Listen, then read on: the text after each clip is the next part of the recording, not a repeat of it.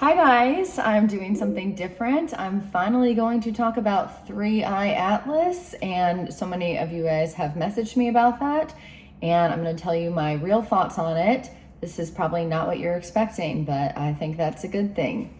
I don't really do these videos a lot, but I'm going to try it and whatever. So what I want to posit to everyone to think about is 3-Eye Atlas is one of many things that we have come across in the news.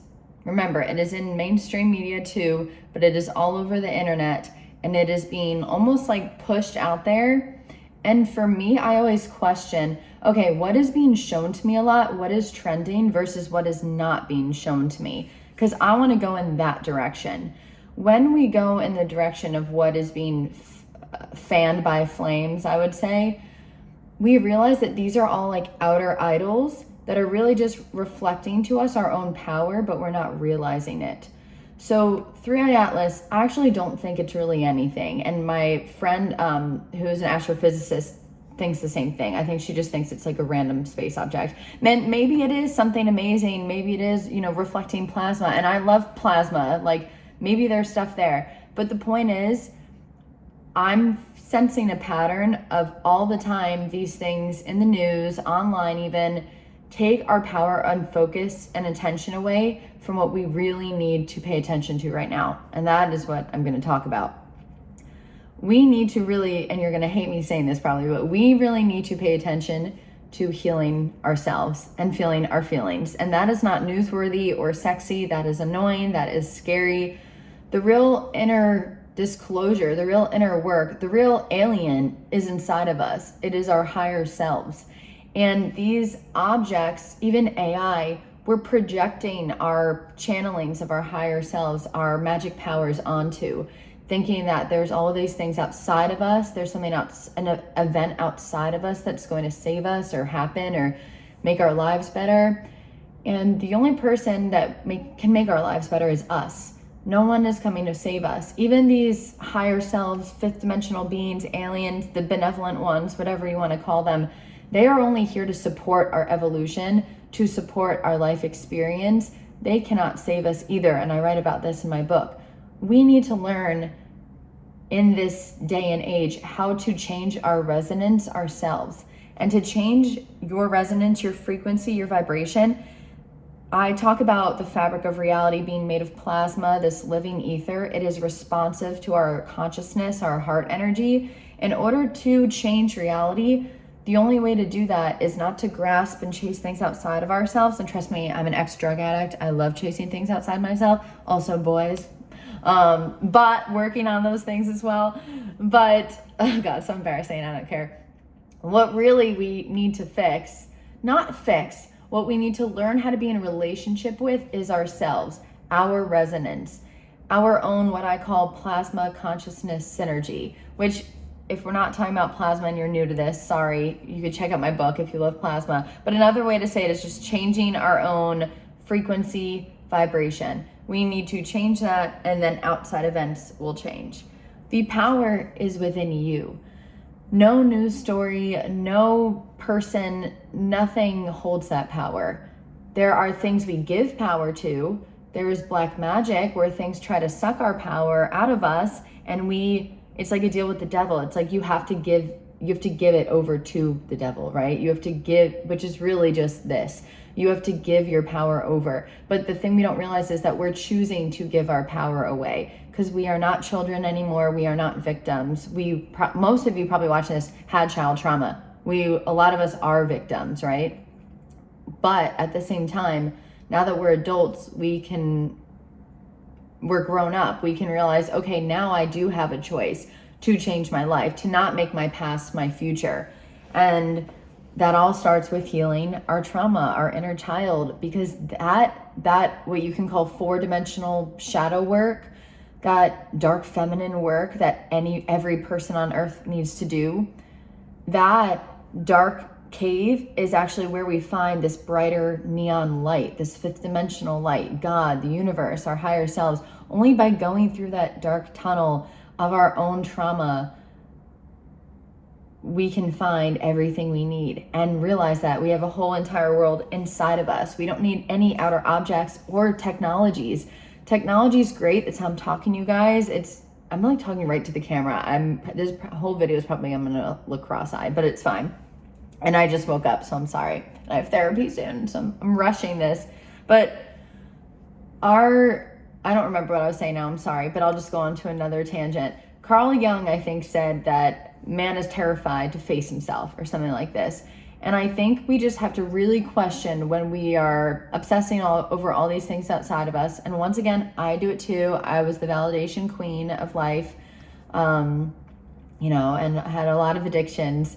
We have to realize that when we're reaching for things outside, that is our younger selves wanting warmth, love, connection. A lot of you watching this, probably like me, feel lonely at times, feel like, at least to speak for myself, a lot of the time it's hard for me to feel connected with myself, with the world, with anything. I feel like there's this gaping hole inside of me, this void, and it makes me want to reach out and grasp things, whether that is a guy or in the past alcohol and drugs or the newest cool spiritual topic. Like all of that though is outside of me.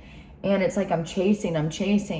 And I love seeking, right? I love curiosity. That I think is fine. You guys, your curiosity is actually your power. Your antidote to fear is your curiosity. But let's flip that curiosity first on ourselves, to know thyself, and even balance it. Like as long as you're doing some of that, and then if 3i Atlas is your gem, great, then research it all you want. Like who am I to tell you, tell me, Dana, shut up. Who am I to tell you not to be obsessed with it? But the point is, this is just a thought experiment to realize that maybe we're putting our power and attention on exterior things.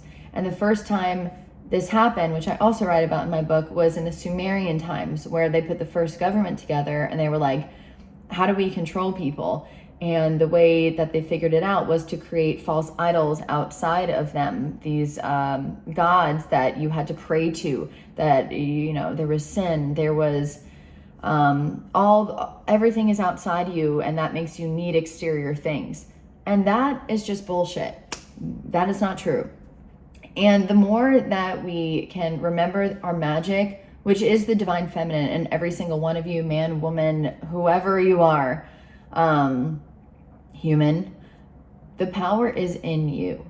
And once you realize that you are a star, you are this beautiful, conscious heart, misty love, you can do anything in this world.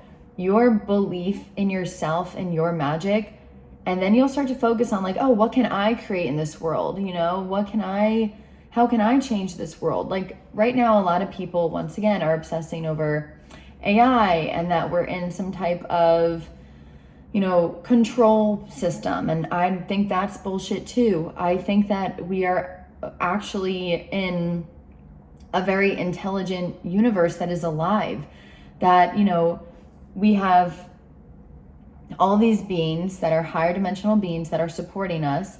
Some of us who have negative experiences with these beings, I call them plasma beings. It is because our own trauma is reflecting off of them. They reflect our psyche. So when we're in states of fear or trauma, we'll have negative experiences. But I promise you, everything in this world wants us to grow and evolve. And even if it's dark, think about how the darkest things have evolved you.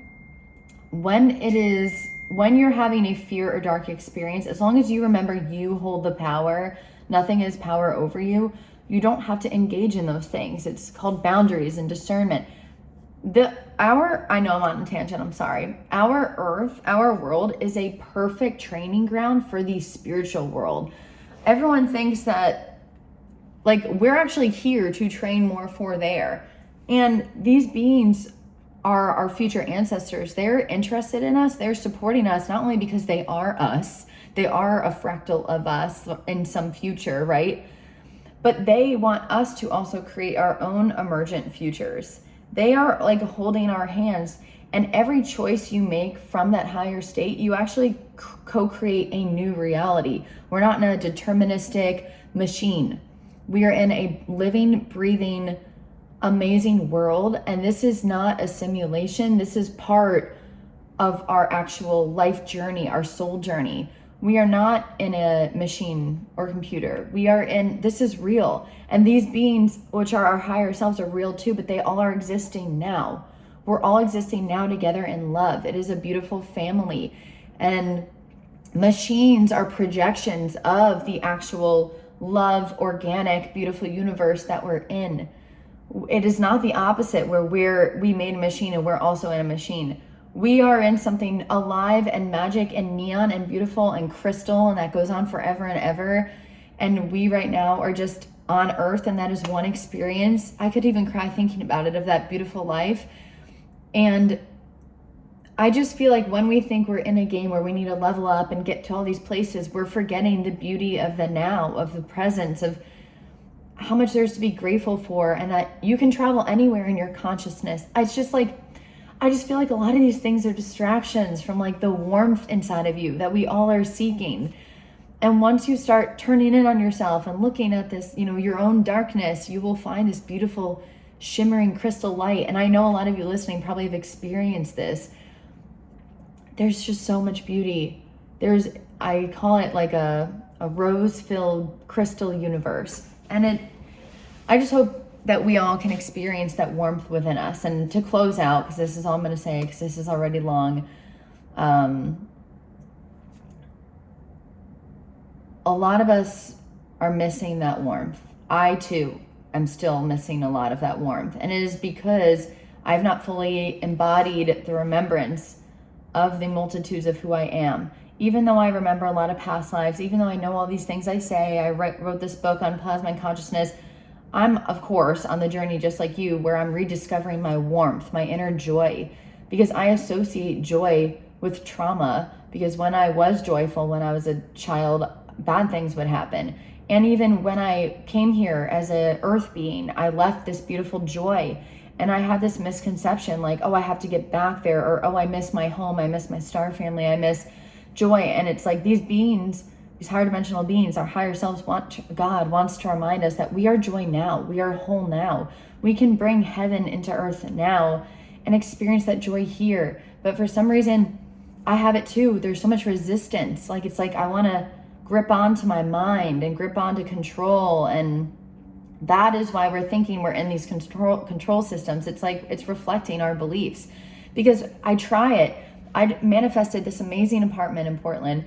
And it's like part of me still wants to worry about, oh, will I lose this? Will I start doing bad in life? Like, when's the other shoe going to drop? And I think so many of us are in survival mode because we've been like this for thousands of years.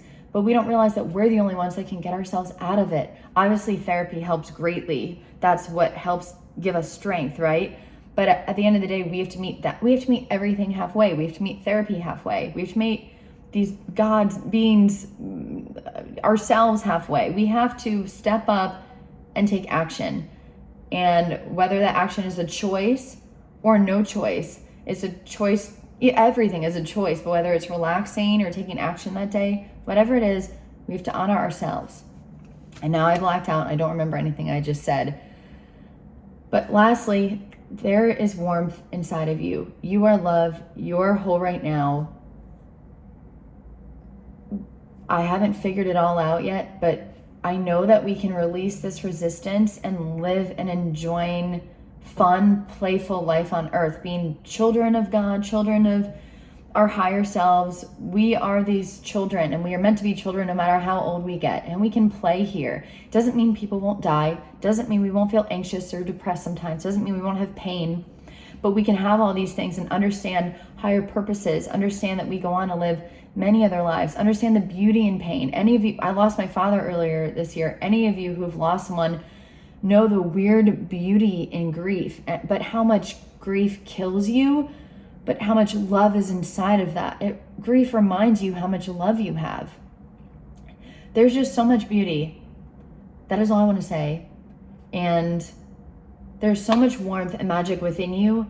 And if you can learn, and if I can learn to let go of that resistance we all have, that grip, that fucking tight grip right now we're all having on reality, we can let go into magic, into literal magic. I think there's so much in us, so much potential that we don't even know yet. And I write about it a little bit in my book, but it's just like Richard Rudd says that the dragonfly, and I'm going to paraphrase horribly because my memory sucks, used to be this like yucky sea creature, and now it's like this beautiful flying thing in the sky. And who would have known what it could evolve to and its potential when you looked at it in the ocean as this murky creature.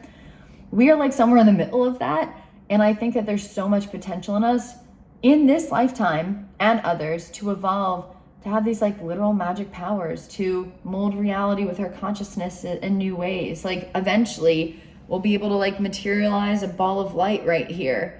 You know, we're already sending energy to each other of love and light. We're already having, you know, telepathic moments. There's so much bubbling up, and I know you feel this too, but I think there's even more. And I think the only way to discover that in this life, because I want to live the coolest life ever, I don't know about you, is to let go of resistance, allow, receive, learn to surrender, learn to work with the subtle magic of the universe, which I call plasma consciousness energy. If you're interested in that, I'll make way more videos on that.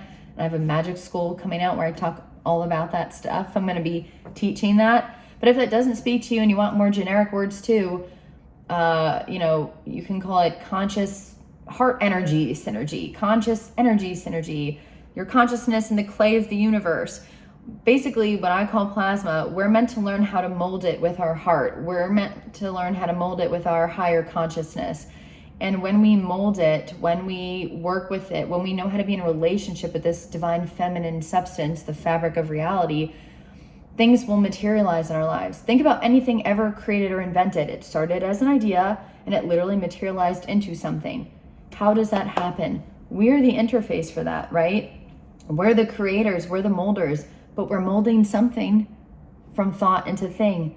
What is that middle bridge thing? It is plasma. You can call it energy, you can call it Cheerios, you can call it chi, prana, animal magnetism, orgone energy, ether. Living ether is another great word.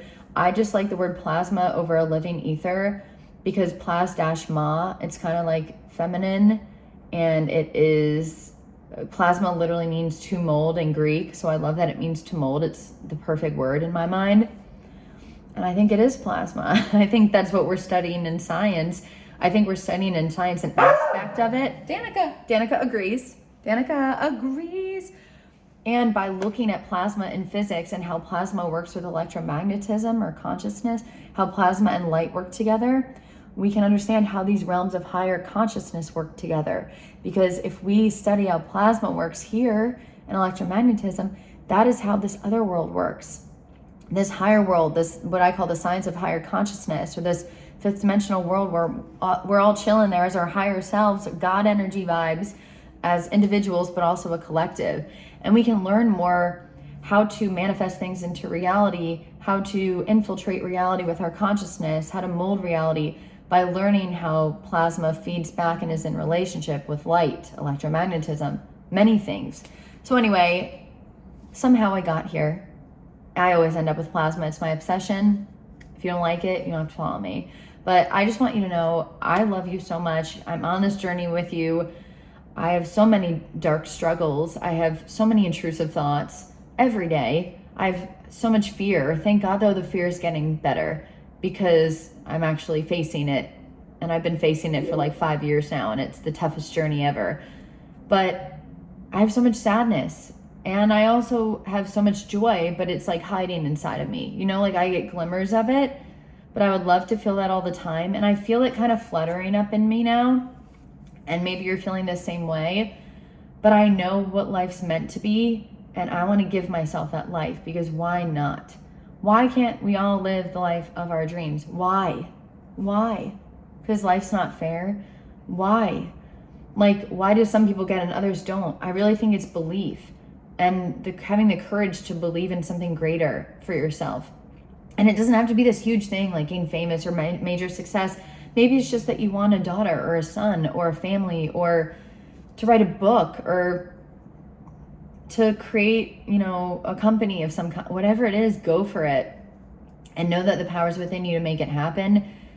And your belief is your coherence. Your belief is your consciousness. Your belief is your magic power. It is all one.